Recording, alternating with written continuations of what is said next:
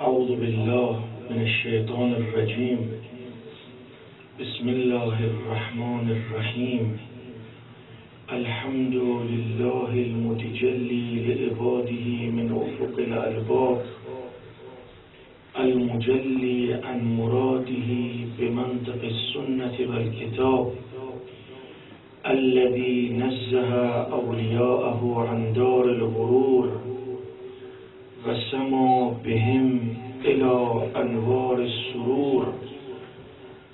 والصلاة والسلام على سيدنا وحبيب قلوبنا أبي القاسم محمد، اللهم صل على محمد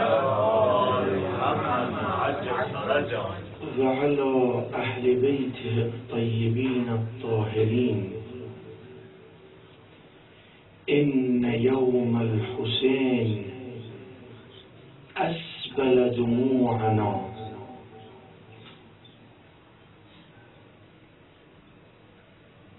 روز گذشته در مورد عصر عاشورا صحبت شد، وقایعی که عصر عاشورا برای اهل بیت رخ داده بود و به حول قوه الهی امروز شمه‌ای از وقایع حرکت اهل بیت روحی لهم الفدا اشاره خواهم کرد. عمر بن سعد براش پیام رسید که اهل بیت رو به طرف کوفه روان کن. 2 نقل تو تاریخ، بعضی از نقلها میگوید این خبیث عمر بن سعد میخواست این زنها و بچه ها و باقی مانده اصحاب سید الشهدا که عده‌شون مجروح بودند، امام زین العابدین روحی له الفدا، اینها رو از قتلگاه بگذرونن تا اجساد رو ببینن و دلشان بیشتر بسوزد و اون حقد اموی رو که در دلشون بود اجرا کنن. و عده دیگر نقل میکنند که خود اهل بیت روحی لهم الفدا درخواست کردند که اونها رو از قتلگاه عبور بدن تا بتوانند با پیکر مطهر شهدا وداع کنند. تاریخ می نویسد و مقاتل اولین حرکتی که حضرت زینب کرده است آنجا اللهم تقبل منا هذا القربان، خدایا این قربانی رو از ما بپذیر. جرقه اول رو حضرت زینب در دشت کربلا زده که عمر بن سعد، لشکر عمر بن سعد، کسانی که نظارگر ما هستید، ما حرکتمون همش برای خدا بوده، لذا خدایا اگر این قربانی با این وضع و با این شکل، چون میدانید واقعا اجساد شهدای کربلا قطعه قطعه بوده. سید الشهدا تاریخ میگه فرزندش رو میخواست بیاورد به خیام علی اکبر رو، اما از بس که قطعه قطعه بود نتوانست و مقاتل می نویسند هر طرف رو بالا می آورد طرف دیگر به زمین برمی گشت. آنجا حضرت زینب اولین جمله‌ای که در قتلگاه گفته است اینه، بعد روزه خوانده. این که میگویند اولین قاری روزه خود حضرت زینب بوده، اونجا رو کرد به پیامبر اکرم یا محمدا صلی علیک ملائکة السماء هذا حسین بالعرا مرمل بالدماء مقطع الاعضاء، بعد اشاره کرد به بچه ها و بناتک سوایا. ای رسول خدا، این حسین توست، همون کسی که به زانو می نشاندی، همون کسی که وقتی نماز می خواندی بر شونه‌ات می نشست سجده رو طول می دادی. امام حسین وارد مسجد شد، پیامبر در حال سجده بود، بچه بود، رفت رو دوش پیامبر سجده رو طول داد. بعد اصحاب پرسیدن چه شد یا رسول الله تو سجده اینقدر طول دادی؟ گفت مگر ندیدید نازدانه من بر شانه من رفته بود. البته این رو بدانید تمام سکنات و حرکات پیامبر الهی بوده، جنبه وحی داشته و ایشون هر کاری میکرده میخواسته به دیگران بفهماند که این امر الهی است، چون امام پیامبر اکرم روحی له الفدا غیر از امر الهی و وحی کاری رو انجام نمیده. امام زین العابدین خودش راوی مقتلشه توی قتلگاه، میگه من وقتی بدن پدرم و افرادی که با پدرم بودن دیدم که به این گونه قطعه شده، نزدیک بود جان از بدنم جدا بشه. خواهرم زینب متوجه شد، لذا آمد طرف من و مرا آرام کرد. بعد حرکتشون دادن به سوی کوفه و یک جایی که حضرت زینب و بقیه تازیان خوردن همین جاست. وقتی که از عزیزادشون جدا می شدن که اینها می گفتن ما رو بگذارید همین جا بمانیم در کنار این جسدها. بعد می گفت دستور است از عبیدالله که شما رو به کوفه ببریم و از کوفه او تصمیم می گیرد که شما رو به کجا ببرد. بعد ورود به کوفه دروازه کوفه رو بسته بودن و راه ندادن اهل بیت رو. اصحاب تاریخ می‌نویسن برای اینکه اهل بیت رو تحقیر کنن. بعد به مردم گفتن مردم بیایید دروازه جمع شوید و هلهله و کف بزنید، خوارج وارد کوفه میشوند. زینب سلام الله علیها وقتی این هلهله ها رو دید گفت یا اهل الکوفه یا اهل الخب والغد والخذل، ای دغلبازان، ای فریبکاران، ای بی وفایان، خطاب به اونها کرد. بعد جمله بعدی رو گفت خداوند متعال از شما نمی گذرد و همیشه شما جاتون آتش جهنم است.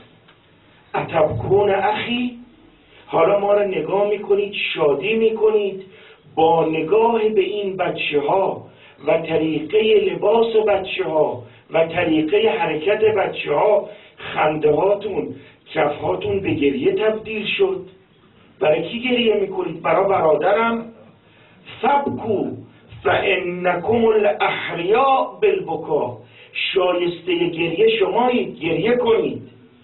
فبکو کثیرا واضحکوا قلیلا، گریه کنید زیاد، یعنی روزاتون میاد همش گریه است، کمتر خواهید خندید. اتدرون ویلکم ای کبد لمحمد فریتم، میدونید چه جگری رو از رسول الله بریدید، چه تکی رو از جگر رسول الله جدا کردید. اونجا داره اصحاب تاریخ می‌نویسند وقتی زینب سلام الله علیها اون جملات رو گفت و ماهیت اینا رو معلوم کرد، چون اینها 18,000 نامه در تاریخ ثبت شده که برای امام حسین نوشتن. این 18,000 نامه رو وقتی محمد حنفیه به امام حسین گفت برادرم نرو اینا بیوفان، و من میخوام حجت رو تمام کنم، اینا نامه برای من نوشتن. بعد میگن ما نامه نوشتیم، ازش درخواست کردیم، امام استجابت نکرد. خدا هر چه اراده کرده است ما او را انجام میدهم. اینجا زینب سلام الله علیها وقتی با مردم صحبت میکرد و این بی‌وفایی رو دید، امام زین العابدین به نظرش آمد که خواهرش الان جان میده. لذا اصحاب تاریخ و مقاتل می‌نویسند امام زین العابدین آمد جلو، ازش درخواست کرد خواهرم آرام شو. ابن زیاد دیدار عمومی کرد، گفت مردم همه جمع بشید دارالاماره. تاریخ می نویسد زینب سلام الله علیها که وارد مجلس شد، وقتی این وقار و این هیبت و این بی محلی به ابن زیاد رو دید، سوال کرد این زن کیه؟ یک بار دیگه سوال کرد، بار سوم دید جواب کسی نداد، این جمله رو گفت خدا را شکر که شما را کشت. اونجا زینب بلند شد، ادای تکلیف. اولا درود فرستاد به پیامبر، بعد معرفی کرد اینها رو که شما فردای قیامت انسانهای پلیدی هستید که فردای قیامت باید جواب خدا رو بدید. بعد گفت خدا با برادر چه کرد؟ جواب رو ببین. گفت خیر خدا نصیب برادرم کرد. اینا عهدی با خدا داشتن که خداوند به عهدشون عمل کردن. تویی که فردای قیامت باید جوابگو باشی، مادرت به عزایت بنشیند. این رو که گفت ابن زیاد غضب کرد، خواست زینب رو بکشد. بعد اونجا دارد عمرو ابن حریث به ابن زیاد گفت ابن زیاد این کار رو نکن، به ضررته، رهاش کن. نگاهش افتاد به زین العابدین ابن زیاد، گفت این مرد کیه؟ مگر نگفتم مردی زنده نماند؟ وقتی ابن زیاد اراده کرد، مورخین می نویسند زینب برادرش رو در آغوش گرفت و مانع شد به او ضرری وارد کنند. بعد دستور داد سر سید الشهدا رو آوردن. سیدا خیلی معذرت میخوام، تاریخ رو میخوام بدونن دوستان. شروع کرد با چوب زدن به سر سید الشهدا. تاریخ می‌نویسه، مقاتل میگن 2 نفر اینجا طاقت نیاوردن، یکی رباب همسر امام حسین، یکی هم سکینه است. بعد ابن زیاد بالای منبر رفت خطبه بخواند. خطبه که خواند گفت الحمدلله الذی حق رو بر باطل پیروز کرد. عبدالله ابن حنیف مرد حوری بود، وفادار به اهل بیت، از اهل کوفه. آقایون بلند شد، هر چی لفظه که لایق ابن زیاد بود به کار برده. ای پلید، ای طغیانگر، ای ستمگر، اینا آل الله هن، اینا فرزندای رسول خدا، تو خود رو اهل حق میدانی؟ ابن زیاد عبیدالله ساکت شد. بعد گفت این رو بکشید. پسر عموش تو مجلس بودن، او رو کشیدن از دارالاماره بیرون. اما ابن زیاد کینش رو گرفت به دل، به اشعث، محمد ابن اشعث گفت برو این عبدالله رو بیار اینجا که میخوام جلو مردم سرش رو ببرم. بچهای عموش دور خونش رو حلقه زدن، جنگ نمایانی کردن، اما همشون رو از بین بردن. به در خانه که رسیدن، پدرش کور بود، یه دختر کوچکی داشت. گفت دخترم من شمشیر به دست میگیرم، اینو هر طرف اومدن به من بگو، طرف راست اومدن، چپ آمدن، به من بگو. در رو شکستن، وارد شدن، شروع کردن. او هم دلیرانه جلوشون ایستاد. دختر میگفت بابا طرف چپتم، طرف راستتم. شمشیر که دست گرفت، این شمشیر باید شمشیر مدافع از اهل بیت باشه. بعضیا قلم باید به دست بگیرن، اما این در قلم خباسته. بعضیا باید حرف بزنن، نطقشون نطق شیطانیه. ببین چقدر فرق است به کسی که ولاست و یار واقعی امام زمانش هست و کسی که لقلقه زبان داره، کسی که با لقلقه فقط دوستیش رو نشون میده. گرفتنش، آوردنش توی مجلس ابن زیاد. به ابن زیاد گفت دیدی خدا با چه کار کرد؟ گفت اگه من چشم داشتم ابن زیاد، ببینید مدافع امیرالمؤمنین رو، ببینید مدافع امام حسین رو، گفت ابن زیاد جلو مردم میگم اگه من چشم داشتم روزتو خاکستر میکردم، روزت رو عزا میکردم، حیف که چشم ندارم. گفت بکشید. گفت یه جمله بهت بگم، همیشه از خدا خواستم خدا قتل من رو دست خبیث‌ترین شخص رو تو دنیا قرار بده. وقتی کور شدم مایوس شدم، خدایا که حاجتم رو برآورده کردی. همونجا دستور داد سرش رو جدا کردم. شب سیزدهم آنچه که در تاریخ وارد شده است، طایفه‌ای که چادر زده بودن اونها، بعد میترسیدن که نزدیک اجسام بشن و مردهاشون خوف داشتن، زنها آمدن جلو، بدنها رو که دیدن مردها رو کشیدن آوردن. از امام خدا اگر اراده کند امری رو، اینا امر الهی بود. همه وقایع کربلا اشاره خواهم کرد، ان یقول له کن فیکون.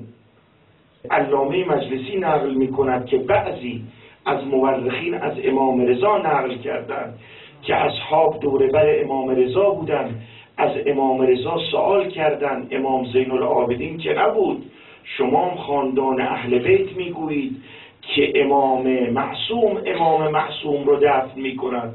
امام اونجا فرمودند به قدرت خداوند متعال خروج امام زین العابدین برای دفن جسدها طوری بوده است که دشمن متوجه نشده.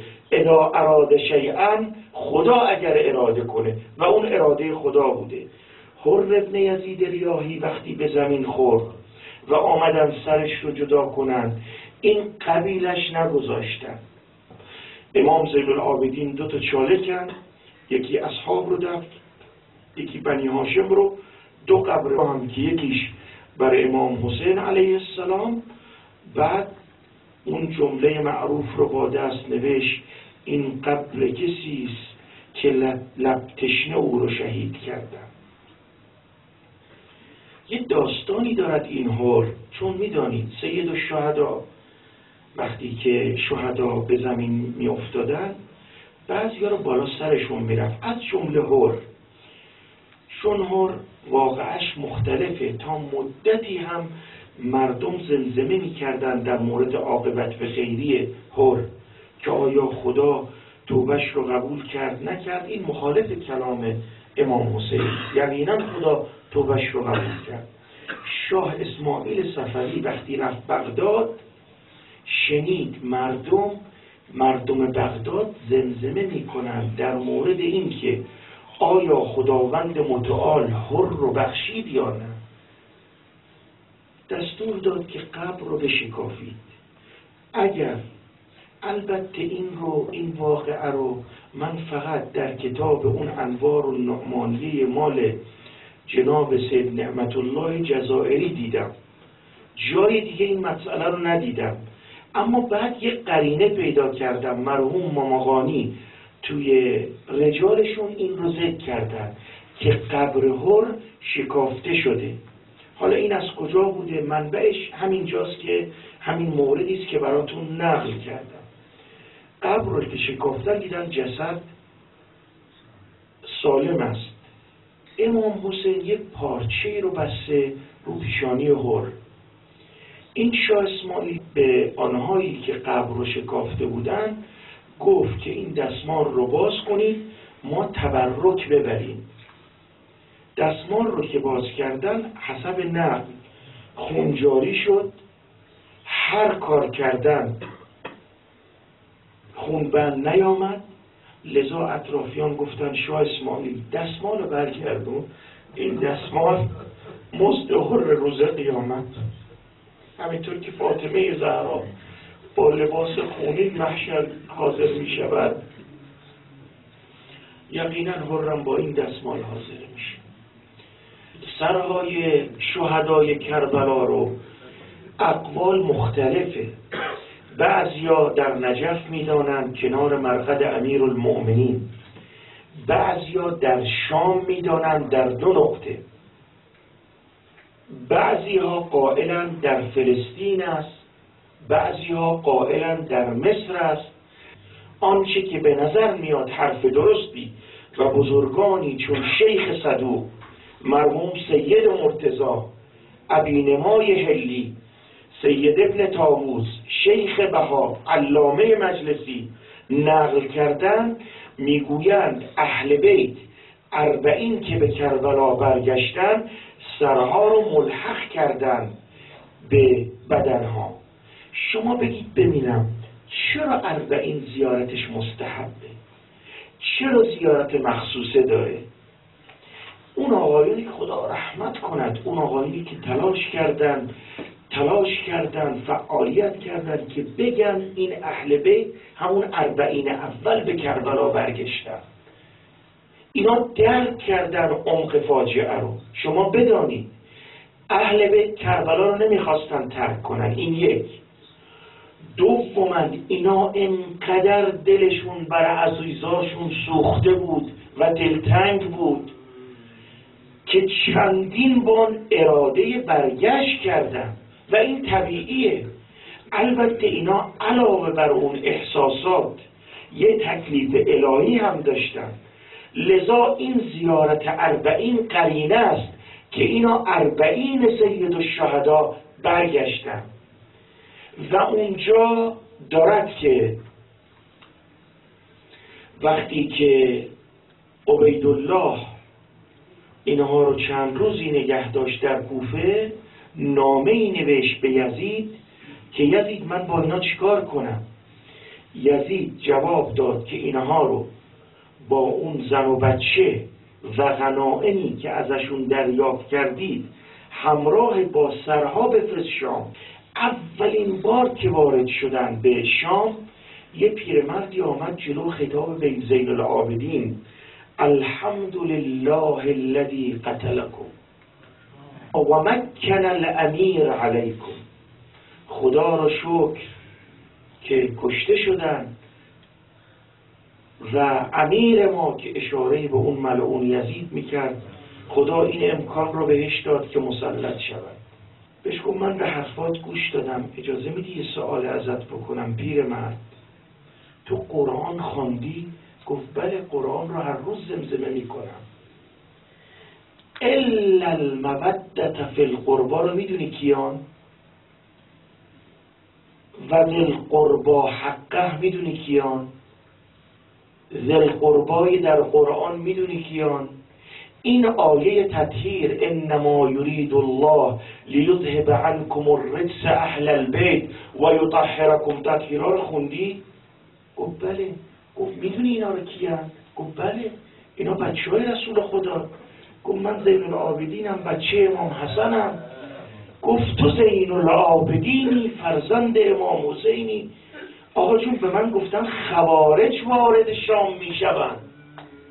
اونجا دارد که به دست و پای امام زین العابدین افتاد، همه رو جمع کرد یزید، اهل بیت رو هم داخل قصر الاماره کرد. زنها نشسته بودند به طوری که مردها اونها رو نبینند. اما یک لحظه زینب که سرش رو برگردوند، این یزید ملعون دستور داده بود این سر سید الشهدا رو پشت زنها قرار بدن. مقاتل می نویسه که یک لحظه که برگشتید سر برادر ضربت علی وجهها و شقت جیبها و خرت مغشیه. بعد دستور داد خیلی معذرت میخوام، تاریخ است، وقایع اهل بیت رو اشاره کنم. دستور داد چوب خیزران بیاد.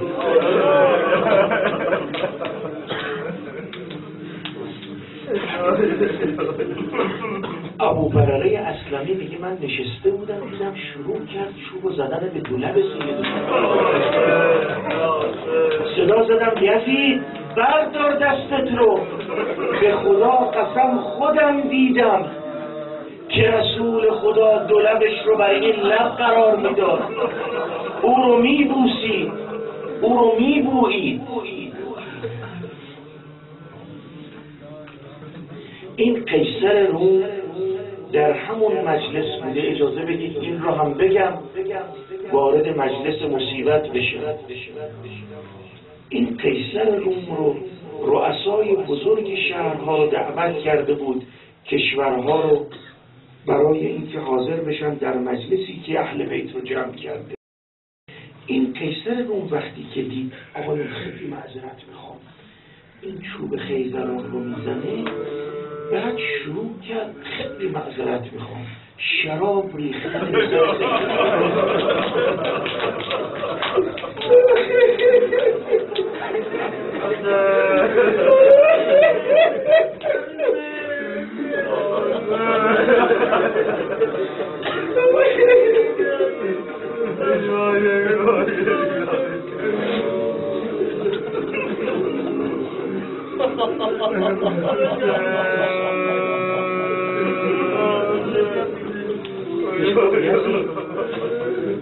این سر چیه؟ گفت سر فرزند رسول خدا، فرزند فاطمه زهرا.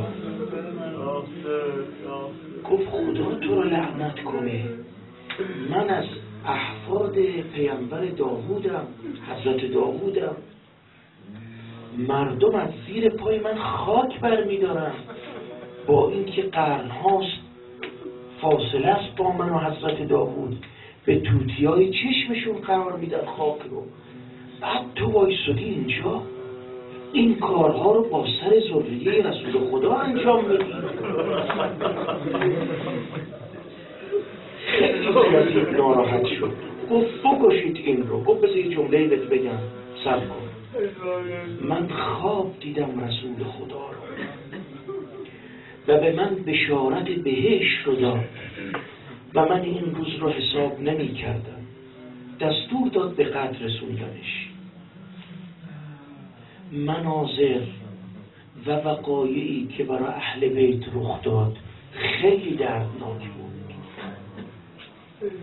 چند جا بچه ها تازیانه خوردم، از همه بیشتر زینب.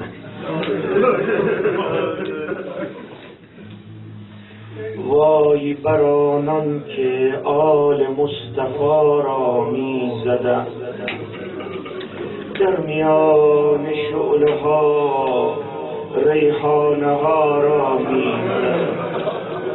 هم زینب کتک خورده، هم سکینه کتک خورده، هم رقیه کتک خورده.